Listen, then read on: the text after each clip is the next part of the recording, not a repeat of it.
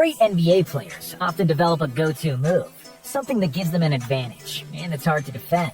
Some moves, however, are more recognizable than others because they look different. They're super effective, and players use them often. With great apologies to George Gervin, who just missed the cut with his finger roll, we chose these top 10 signature moves in basketball history. Black Tornado, Shaquille O'Neal. When the question of who's the most dominant brute force that ever stepped on the NBA court, there could only be one answer. The Diesel, Superman, the Big Aristotle. Okay, those are several names, but they are all nicknames of one man, Shaquille O'Neal.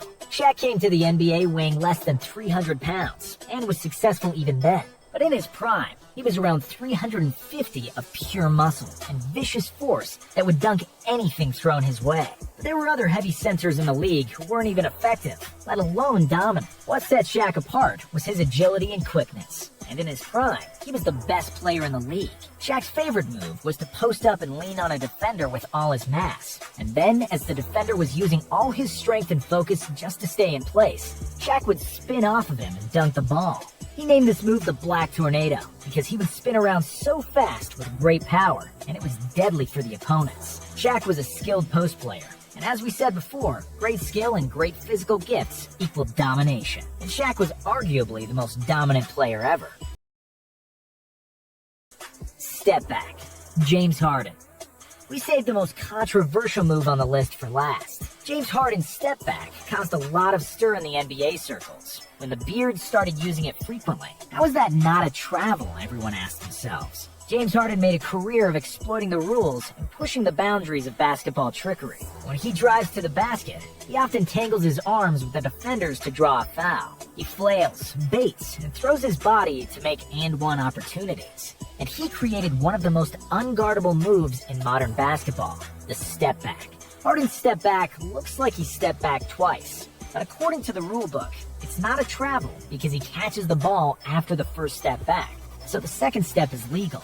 It's incredibly tough to pull off, but Harden can do it consistently and create separation from a defender anytime he wants. You may not like it, but you have to accept James's brilliance. His scoring numbers speak for themselves anyway. Single-legged fadeaway, Dirk Nowitzki. Dirk's single-legged fadeaway was unstoppable, especially in his prime. Dirk is a 7-footer and one of the best shooters in NBA history. However, he was also one of the least athletic players, and he wouldn't be as effective if he hadn't trained with Holger Geschwindner, a German coach who trained him throughout his career and who taught him his signature move.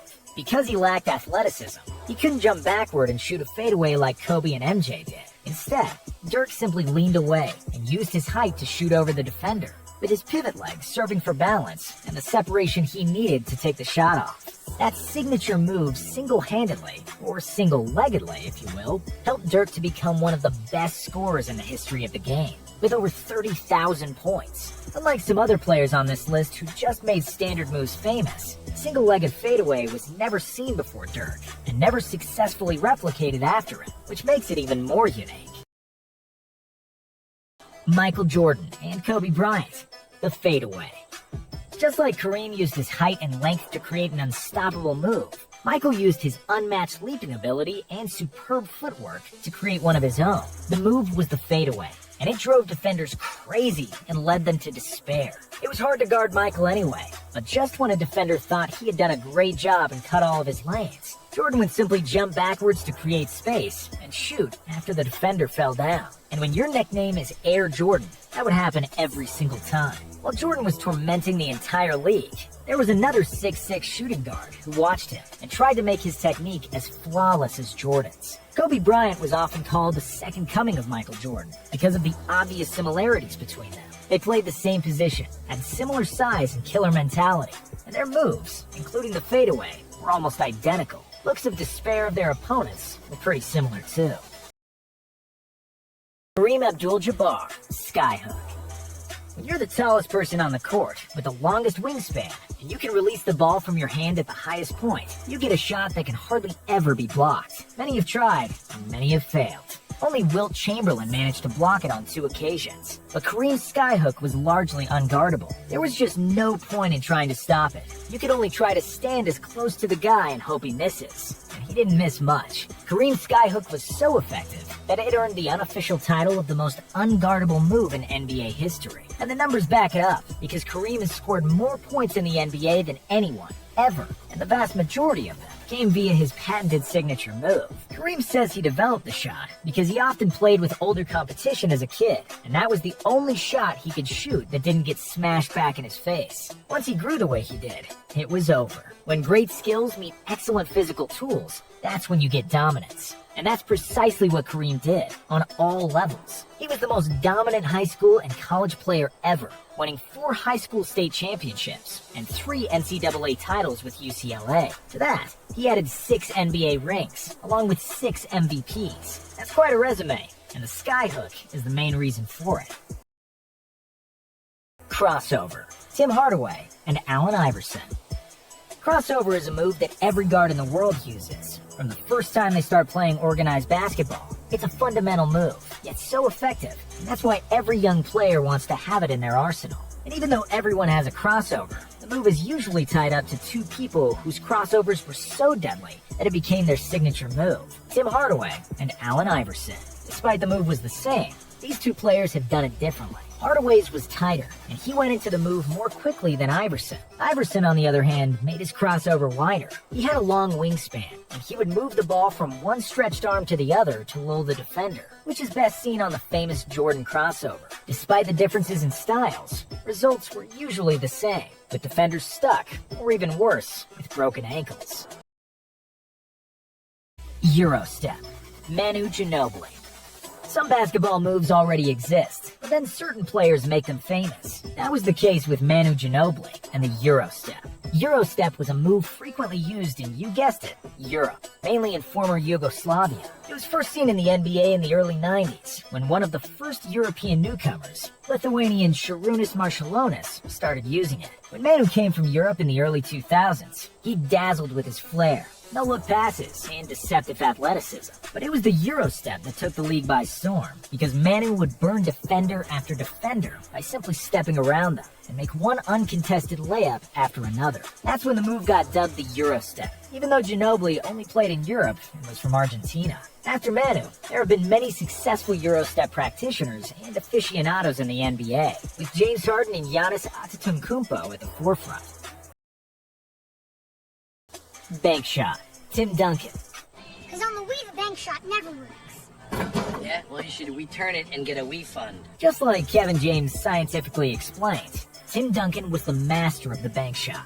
Duncan was one of the NBA's most quiet and unassuming superstars. He was nicknamed the Big Fundamental because he did everything fundamentally sound, and he wouldn't do and say anything too flashy. While the bank shot was rarely used by anyone else, Tim Duncan perfected it because it provided an extra angle he could use when the defender had a hand in his face, trying to block Timmy from shooting straight to the basket. So, Duncan just shot slightly to the left or right and used the glass to bounce the ball to the hoop. The shot itself isn't sexy, it's not that cool, and often looks awkward, which was the essence of Tim Duncan himself, and that's what made it a perfect match.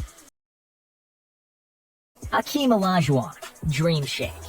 Hakeem Olajuwon is one of the best players of his generation and one of the greatest centers of all time. He was extremely nimble and graceful with his movement and was the only center that could continuously pull off the moves that were usually reserved for guards. Crossovers and pull-up jumpers were regularly on the menu in Olajuwon's basketball kitchen, but it was one move that he perfected and made famous that was deadliest of all: the Dream Shake. Dream Shake consists of pivoting to one side and then quickly counter-pivoting to the other to shake off your opponent and have a free look at the basket. However, that's easier said than done, and nobody did it like Hakeem, aka the Dream. Yes, the move was so good that his creator got nicknamed after it. Hakeem is known to hold basketball camps where he teaches the Dream Shake and other post moves to current players, most notably LeBron James and Dwight Howard. Deep 3. Steph Curry. Steph Curry, along with his splash brother Klay Thompson, changed the game of basketball forever. Before them, it was widely considered that jump shooting teams couldn't win championships, with Charles Barkley as a spiritual leader of that school of thought. But then Steph Curry and the Warriors won the title in 2015. with Steph and Clay averaging more than 15 attempts from deep combined. Steph in particular was an unsolvable mystery for opposing defenses, because he would often attempt and make deep threes from 30 feet or more, well behind the three-point line. His long-range shooting prowess forced defenses to pick him up as soon as he passed half-court, and his constant movement created more space for the rest of the team. It was the birth of the pace and space era in the NBA, and it all started with Steph and his signature shots from deep.